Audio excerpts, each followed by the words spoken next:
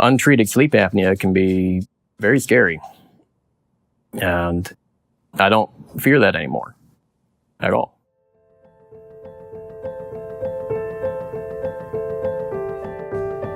There's times that I look at my kids and I forget their names. There's times I'll forget my own name. I would wake up sometimes in the morning and not even know where I was. He really didn't look very good. He was tired. He had trouble answering questions. It was obvious he was extremely exhausted. It's as if he's been up all night, which he really was.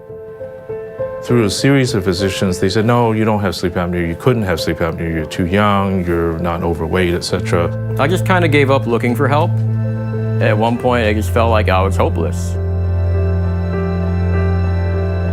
I was horrified because I realized he wasn't breathing at all. There was no movement. Finally, he breathed, and then the cycle happened over and over again. And once I visualized that in the sleep lab, I realized how severe this problem is. So we were fortunate to be one of the centers chosen to implant this device in an experimental fashion. The origin of this new therapy made by the company Respicardia is called Remedy. There are two different types of sleep apnea, the most common being the obstructive, which means that your airways literally collapse when you lay down.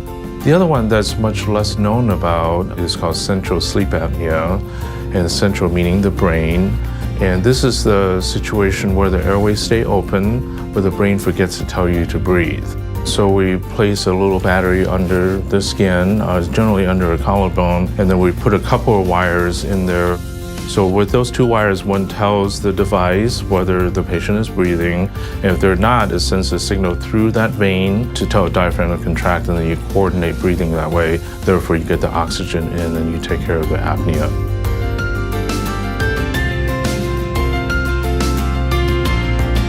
I went through the surgery, and I got to go home the next day. When they finally turned it on, felt like that was the first time I had slept in over 10 years.